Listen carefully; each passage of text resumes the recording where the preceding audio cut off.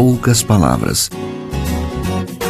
Um olhar sobre o mundo, a vida e a sociedade, à luz da Palavra de Deus, com Augustus Nicodemos.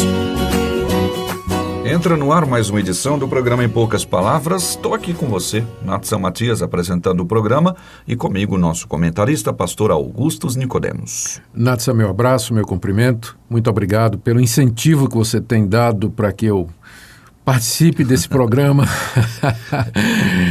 Obrigado pela escolha e seleção das perguntas. Obrigado pela preparação, edição cuidadosa que você tem feito. E eu dou graças a Deus pela sua vida e é graças à sua atuação que o nosso programa tem alcançado essa audiência e sido uma bênção para tantas pessoas no Brasil e fora dele. Fico lisonjeado com o elogio, mas sabemos que também esse programa aqui tem esse comentário, né, que a gente, de vez em quando, um dos programas para trás aí, eu fiquei assustado, né? Será que vai dar tempo dele falar mesmo em 15 minutos sobre o tema? E temos aprendido bastante. Agradecemos a Deus pela oportunidade de estarmos aqui nesse programa mais uma vez, e a felicidade é que a gente sabe que ele tem sido útil para edificação e para fortalecimento da fé dos nossos irmãos. Graças a Deus.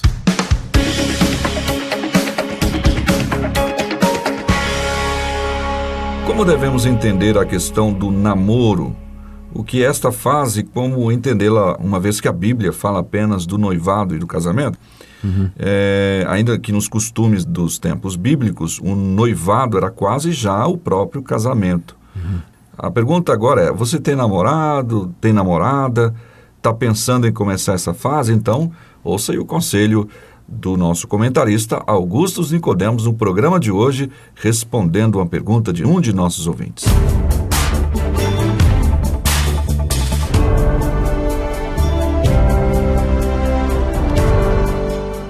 Então vamos lá, um ouvinte internauta escreveu dizendo o seguinte, pastor: Olá, eu sou Matheus Fernandes, moro em Lorena, São Paulo, e sou membro de uma igreja reformada após passar um tempo no pentecostalismo. E ele diz assim, eu acho muito estranho o fato de, nesta nova igreja, né, deve ser a igreja reformada que ele está lá, ser adotado o sistema de corte antes do casamento. O nosso pastor já pregou sobre isso, mas ele diz, confessa que, sinceramente, não me convenci de que este seja um modelo bíblico de namoro. A minha pergunta, então, é a seguinte, diz o Mateus, a Bíblia orienta como deve ser o namoro? Muito bem. Mateus, receba aí o nosso abraço. Vamos lá. Primeira coisa, tá certo, não tem na Bíblia mesmo. Namoro não é uma situação prevista nos escritos quer do Antigo, quer do Novo Testamentos. Não tem nada a respeito disso. A prática no Antigo Oriente, que é o mundo em que a Bíblia foi escrita, era de que os pais arranjavam os casamentos entre famílias. E em muitas situações a pessoa só conhecia o seu cônjuge no dia, como Isaac só conheceu a Rebeca quando ela veio trazida pelo servo de Abrão, e os dois se encontraram já nas propriedades de Isaac, né, nas terras de Isaac.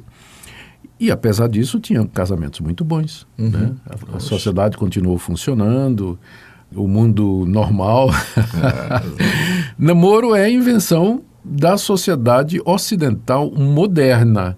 Até hoje, na sociedade oriental, em alguns países do mundo, o sistema de casamento continua sendo o de arranjo familiar patriarcal. Tá? Então, isso de namoro é uma coisa que é típica do Ocidente, Europa, Estados Unidos e países influenciados pela cultura que veio de lá. Então, essa é a primeira coisa. De fato, não tem na Bíblia. E porque não tem na Bíblia, nós precisamos andar com muito cuidado na hora de estabelecermos regras, leis, pode, não pode, vamos por aí. Segunda coisa, eu acho que as pessoas que estão pensando em namorar, elas deviam também contemplar a possibilidade do celibato, Natsan, que é uma possibilidade aventada pelo apóstolo Paulo na sua carta aos Coríntios, na primeira, e em outros lugares também. Ou seja, a nossa sociedade dá a impressão, ou cria uma expectativa, de que somente mediante o casamento, uma constituição da família, ou se você estiver junto de alguém, não é? Namorando alguém, em união estável, enfim, é que você vai ser feliz e realizado. Né? Na verdade, existe a opção, é claro que nem todo mundo é capaz disso, mas existe a opção de uma pessoa escolher o celibato, ela permanecer solteira, pura, sem relacionamento sexual com ninguém, e desfrutar dos privilégios e da liberdade que o estado de solteiro oferece. Certo. E que Paulo menciona, dedicar-se exclusivamente a Deus, tem a sua autonomia e outras implicações, né, e privilégios que a gente poderia mencionar aqui. Então, eu acho que tem gente que seria mais feliz se ficar solteiro, viu, Natson? A julgar pela quantidade de casamentos desfeitos que nós temos hoje, eu imagino que tem gente que não está preparada para o casamento e aí... Acaba casando por pressão da sociedade. Pressão da sociedade, enfim. Mas então, namoro não tem na Bíblia, celibato, permanecer sem namorar, sem se juntar, sem casar, é uma opção bíblica. E vamos agora ver alguns princípios da palavra de Deus que podem ser aplicados, não é? Nós não temos nada falando sobre namoro, mas há princípios da Bíblia que podem ser aplicados a isso aí. Enumerei aqui, Nath, você estava falando aqui, eu estava enumerando aqui, eu acho que eu tenho 1, 2, 3, 4, 5, 6, pelo menos 6 princípios da Bíblia que a gente pode aplicar aqui. Tá certo. O primeiro que eu anotei foi sexo só no casamento. Na minha época, namorar significava você ir na casa da moça, né? Sair com ela, pegar na mão, eventualmente um beijo, e levava tempo, né? Levava tempo para dar um beijo.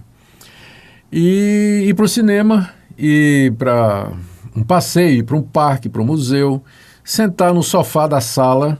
Na companhia dos pais, né? Na minha época eles já deixavam eu ficar sozinho. E conversar, trocar ideias e tudo mais, né? Nem se pensava em sexo, quer dizer, pensava, o pessoal pensava, né? Mas era inconcebível. Sim. Né? Hoje em dia, namorar significa você ter alguém com quem você está indo para a cama. Infelizmente, essa é a ideia que predomina. E tem gente que fala, não, o namoro é um tempo da gente testar o sexo para ver se a pessoa é com quem a gente quer ficar. Né? E que é uma concepção completamente, primeiro, falha, em termos psicológicos, práticos e principalmente na questão bíblica. Sim. Esse é o primeiro princípio. De acordo com a Bíblia, a palavra de Deus, o sexo é para o casamento. O apóstolo Paulo, escrevendo aos Coríntios, no capítulo 7 da sua primeira carta, ele diz: quem não pode se dominar, que se case, porque é melhor casar do que viver abrasado. Então, a alternativa para você viver incendiado pelo fogo da paixão é você casar. Então, namorado fazendo sexo com namorada é contra a palavra de Deus, está errado. Está errado. Isso. E se for membro de uma igreja, deveria ser disciplinado pela liderança da igreja, que deveria falar contra isso e deixar muito claro que sexo é para o casamento. Você sabia como é que se chama isso aí atualmente? Não. Namorido. É um namorido? É o meu namorido, né? As moças falam nesse sentido aí. Mas a Bíblia continua tendo o mesmo nome, fornicação. Continua tendo o mesmo nome que é fornicação. Outro princípio. Está lá na primeira carta aos Tessalonicenses, capítulo 4, o apóstolo Paulo, eu vou ler aqui, ele diz assim: cada um saiba controlar o próprio corpo de maneira santa e honrosa, não dominado pela paixão de desejos desenfreados, como os pagãos que desconhecem a Deus. E nesse assunto, ninguém prejudique seu irmão, nem dele se aproveite. Então, quando um rapaz namora e toma certas intimidades, né, de apalpar determinadas partes da moça ou vice-versa, cria-se uma expectativa e o corpo se prepara para a relação sexual que não vai ser consumada. Né? Eles não sabem que não pode ter relação sexual. Mas aí, às vezes, o namoro só falta ter relação sexual. Né? Só falta consumar, porque é um namoro onde existe o envolvimento físico de intimidades e que vai contra o que a palavra de Deus diz aqui, que nós não devemos defraudar, prejudicar, que seria criar expectativas no namoro que não podem ser legitimamente contempladas antes do casamento. Outro princípio, a questão dos pais. procurar a opinião dos pais, consentimento dos pais. É muito importante isso, porque ninguém nos conhece melhor do que os nossos pais. Então, isso, você namorar com alguém, mais, não é? Namorar com alguém que os pais deram aprovação, que conhece tudo mais, dá mais segurança. Lembrando o seguinte, quando você casa com a família da esposa, você casa com a família do seu marido, você está trazendo para a relação de vocês sogro, sogra, cunhado, tudo, não é? Gato, cachorro, vem tudo. Então, tem que saber bem, né? Tem que pensar bem. Daí a importância do envolvimento dos pais. Quarto princípio que eu coloquei aqui. Só com crente.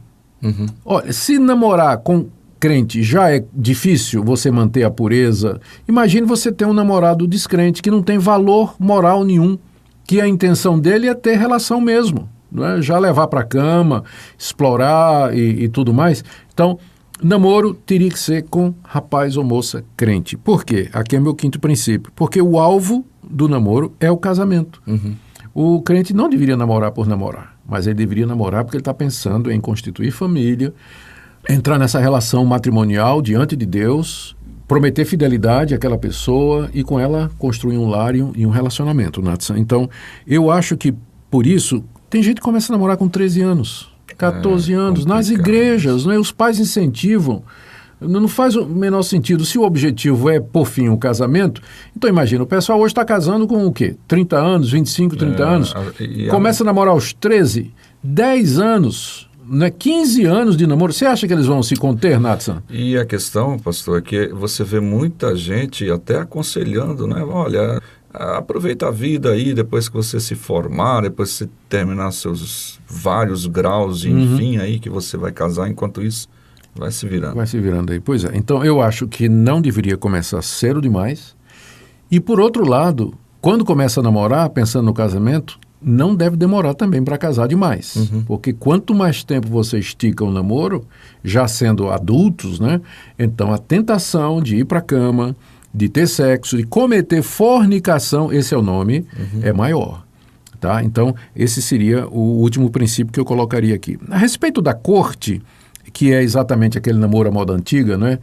O máximo é pegar na mão, eu acho que às vezes nem isso aí. É cortejar mesmo, né? Cortejar mesmo. Eu acho que é possível, uma vez que a Bíblia não estabelece que a existência do namoro, então alternativas são possíveis. Aí vai depender do casal, né? Dele e dela, dos pais e da própria igreja que ele frequenta, né? Se a própria igreja tiver essa orientação. Talvez essa questão da corte seria mais...